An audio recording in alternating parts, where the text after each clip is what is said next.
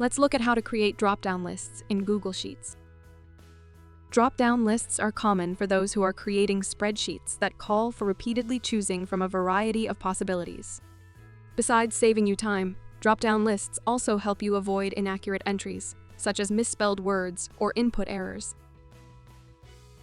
Step 1. In a Google Sheet, select the cell or cells where you want to create a drop-down list.